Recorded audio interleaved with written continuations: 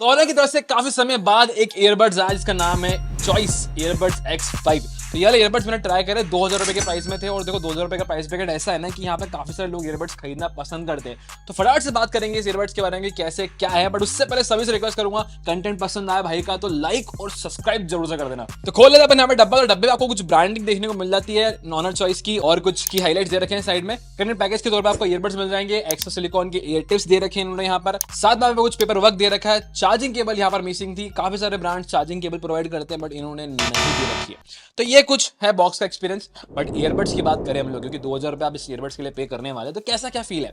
Design के तौर पर बात करें सबसे पहले हम लोग यहाँ पे, तो डिजाइन जो है ग्लॉसी फिनिश में आपको देखने को मिलता है। और पर्सनली कहना चाहूंगा कि डिजाइन में कुछ इन्होंने इतना इंप्रोवाइज नहीं किया है। सिमिलर तरह के ईयरबड्स आप लोगों को बहुत से ब्रांड में दिख जाएंगे, रियलमी दिख जाएगा, रेडमी का दिख जाएगा, सेम डिजाइन पे ही ये आपको देखने को मिलेगा। फ्रंट में यहाँ पर लाइट इंडिकेशन दे रखा है, टॉप पे आप खोलेंगे तो आपके ईयरबड्स दिख जाएंगे। हाँ, हिंजेस अच्छे हैं, मैग्नेट अच्छे हैं, वो मुझे काफी अच्छा लगा। बैक साइड पे आपको कुछ भी देखने को नहीं मिलता, प्लेन सा डिजाइन है और कैरी करने के हिसाब से पॉकेटेबल आपको ये मिलते हैं। अब रही बात यहाँ पर इसके ईयरबड्स की फिटिंग को लेके, क्योंकि वो कहीं ना कहीं बहुत कंसर्न हो जाता है। क्योंकि हम लोग यूजुअली ईयरबड्स खरीदते हैं तो सोचते हैं कि सब चीज़ों में काम आना चाहिए, वर्कआउट कर रहे हैं तो वर्कआउट में भी काम आ जाना चाहिए, नॉर्मल म्यूजिक वगैरह लिसन कर रहे हैं और 3-4 घंटे की मूवी देख रहे हैं तो कंफर्ट कहीं ना कहीं मैटर करता है। इन ईयरबड्स की फिटिंग को लेकर बात करूँ तो मुझे ऐसा कोई दिक्कत नहीं है। बट हाँ, अगर आप वर्कआउट कर रहे हैं और हेवी मूवमेंट कर रहे हैं, जैसे जंपिंग कर रहे हो या फिर आप ट्रेडमिल पे भाग रहे हो, तो ये कान से गिरते हैं। मतलब मैंने ये चीज़ एक्सपीरियंस करी कि थोड़ी सी फिटिंग के मामले में कहीं ना कहीं आपको वहाँ दिक्कत आ सकती है। बट अगर आप नॉर्मल सेट कर रहे हैं या फिर आप बैठे बैठे कोई मूवी देख रहे हैं या फिर आप गेम खेल रहे हैं तो आपको काफी कंफर्टेबल रहेगा। म्यूजिक लिसनिंग वगैरह कर रहे हैं तो कोई इशू नहीं है आपको ऐसे। बट हाँ, वर्कआउट या मूवमेंट के टाइम पे थोड़े बहुत दिक्कतें आपको आ सकती है फिटिंग को लेकर। बाकी चीज़ों की बात करें तो आपको यहाँ पे जो बॉडी दे रखी है इन्होंने प्लास्टिक की दे रखी है। इसमें आपको टॉप पे टच सेंसर प्रोवाइड कर रखा है, बॉटम में आपका चार्जिंग पॉइंटर्स हैं, इन टाइप के डिजाइन है। और इसमें आपको माइक्रोफोन्स देखने को मिल जाएंगे 3, जो कि बेसिकली यहाँ पर ANC इन्होंने प्रोवाइड कर रखा है, एक्टिव नॉइस कैंसिलेशन, उसके लिए यहाँ पर है बेसिकली। अब एनसी चीज़ को लेकर बात आई है तो मैं एक चीज़ क्लियर कर देना चाहता हूँ कि इसका ANC उतना इंपैक्टफुल मुझे लगा नहीं। हाँ, अच्छी बात है कि इसमें ANC दे रखा है। और आप उस सिनेरियो की बात करते हैं जहाँ पे आपको नॉर्मल हल्का फुल्का शोर है, जैसे कि फैन वगैरह की नॉइज आ रही है या फिर PC वगैरह चल रहा है आपका, तो वहाँ की तो नॉइज को ये डेफिनेटली कम कर देगा और आपको सुनाई नहीं देगी। बट उस माहौल में जहाँ पर शोर ज़्यादा है, पब्लिक प्लेस में अगर आप हैं और अगर आप सोच रहे हैं कि मैं म्यूजिक लिसन करूँ या म्यूजिक को एंजॉय कर सकूँ, तो वहाँ डेफिनेटली फिर आपको और बेहतर वाले ANC ईयरबड्स आपको मार्केट में देखने को मिल जाएंगे। इस ईयरबड्स की अगर बात करूँ तो वो कहीं ना कहीं एवरेज परफॉर्म करते हैं, नॉइज रिड्यूस जरूर करते हैं बट उतना इम्पैक्ट यहाँ पर मुझे पर्सनली लगा नहीं। बाकी इसके अलावा यहाँ पर आपको ब्लूटूथ 5.3 पैकअप कर रखा है इसमें, जो कि कनेक्टिविटी के मामले में काफी सीमलेस है। मतलब अगर आपने इसको एक बार कनेक्ट करा है तो दिक्कत नहीं आने वाली। बट एक जो चीज मैंने यहाँ पर नोटिस करी कि इन्होंने जो एप्लीकेशन प्रोवाइड कर रखी है, इसकी एप्लीकेशन है ऑनर AI करके, जब आप उसको डाउनलोड करेंगे ना तो यहाँ पर iOS में काफ़ी दिक्कतें आ रही थी इस डिवाइस को कनेक्ट करने में। बट जब मैंने एंड्रॉइड पे कनेक्ट किया तो काफ़ी सीमलेसली कनेक्ट हो गया। तो ये थोड़ा सा इशू है, मे बी शायद ये अपडेट में इसको फिक्स कर दें। अगर आप एक एप्पल यूजर है और खरीदने का सोच रहे हैं तो फिर मैं आपको ये बोलूंगा कि इसमें दिक्कतें आपको थोड़ी सी आ सकती है कनेक्टिंग विद द एप्लीकेशन। अब एप्लीकेशन की भी कुछ बेनिफिट्स है जहाँ पे इसकी नीड बहुत जरूरी है। अगर आपको कस्टमाइज करना है टच कंट्रोल्स वगैरह को, या फिर आपके जो डिफरेंट मोड्स है उनको चेंज करना है, या फिर ईयरबड्स को अपडेट करना है, तो कहीं ना कहीं अगर वो कनेक्ट नहीं होता तो आपके लिए प्रॉब्लमेटिक बन जाता है। बाकी अगर मैं अदर पर्सपेक्टिव को लेकर बात करूँ, 35 आवर्स की बैटरी लाइफ आपको देखने को मिलती है, और जो कि मेरे हिसाब से डिसेंट है। मतलब अगर हम यूजुअली बात करें आजकल के ईयरबड्स को लेके 50 आवर्स 60 आवर्स तक की परफॉर्मेंस देने लगे हैं, और कॉम्पैक्ट फॉर्म फैक्टर साइज में। तो यहाँ पर थोड़ी सी परफॉर्मेंस ही मुझे कहीं ना कहीं आवर्स को लेकर वीक लगी है। बट ये है कि अगर आप सिंगल चार्ज यूज कर रहे हैं तो 6 से 7 घंटे जो एवरेज ईयरबड्स दूसरे ईयरबड्स भी देते हैं वो ही आपको अराउंड देखने को मिलती है। बट विद द केस थोड़ी सी परफॉर्मेंस यहाँ पे कम है।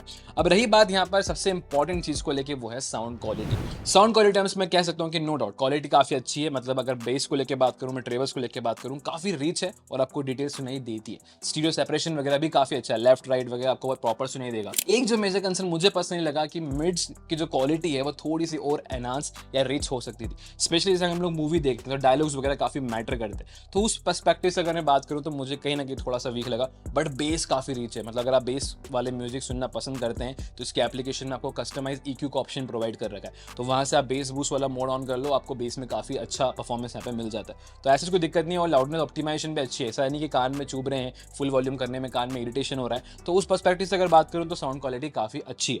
बट इन ओवरऑल टर्म्स बोलूंगा तो मैं ये कहना चाहूंगा कि साउंड एवरेज कहीं ना कहीं आपको मिल जाता है अकॉर्डिंग टू द प्राइस। बाकी अगर कॉलिंग पर्सपेक्टिव की बात कर ले हम लोग यहाँ पे, तो कॉल्स वगैरह आप इसमें पिक कर सकते हो। डेफिनेटली परफॉर्मेंस काफी अच्छी है, नॉर्मल कॉलिंग कर रहे हो। हाँ, ड्राइविंग करते वक्त कॉलिंग में इशूज आते हैं। अगर आपने हेलमेट वगैरह लगा रखा है तो फिर आपको सुनाई नहीं देता, सामने वाले को आपकी आवाज सुनाई नहीं देती, क्योंकि आपकी जो माइक्रोफोन है वो कहीं ना कहीं ब्लॉक हो जाते हैं। जाते हैं और यूजुअली आप राइड कर रहे हो तो फिर वो विंड की आवाज़ आती है तो वो भी कहीं ना कहीं इरिटेट करता है, तो वो इशू है। बट इन्होंने यहाँ पे नॉइस कैंसिलेशन माइक्रोफोन्स का यूज़ कर रखा है ड्यूरिंग द कॉल्स, तो वो एक बार ट्राई करके देख लेते हैं। तो गाइस अभी जब आवाज सुन रहे हैं वो ईयरबड्स के माइक्रोफोन से आ रही है और कुछ इस तरह की परफॉर्मेंस ये देंगे जैसे कि अभी ऑफिस में बैठा हूं और यहाँ पर पीसीज भी चल रहे हैं, फैन भी चल रहे हैं, क्वालिटी कुछ इस तरह की आपको मिलेगी ड्यूरिंग द कॉल्स। अब अगर गेमिंग वगैरह की बात करो तो कैजुअल गेमिंग के लिए अगर आप इसको सोच रहे हैं तो हाँ कर सकते हो, कैजुअल गेमिंग के लिए नो डाउट ये ईजी है, आप कर पाओगे। बट जैसे हम लोग स्पेशल गेमिंग की बात करते हैं लाइक कॉल ऑफ ड्यूटी हो गई या फिर बीजीएम हो गया, जहाँ हमें लेटेंसी कहीं ना कहीं प्रॉपर चाहिए ताकि हमें मालूम पड़ सके किस साइड से एनिमी आ रहा है और हम उसको प्रॉपर रिस्पॉन्स दे सकें, तो वहाँ पर मैं ये कहना चाहूँगा कि डेडिकेटेड गेमिंग ईयरबड्स आपके लिए ज़्यादा प्रेफरेबल रहेंगे।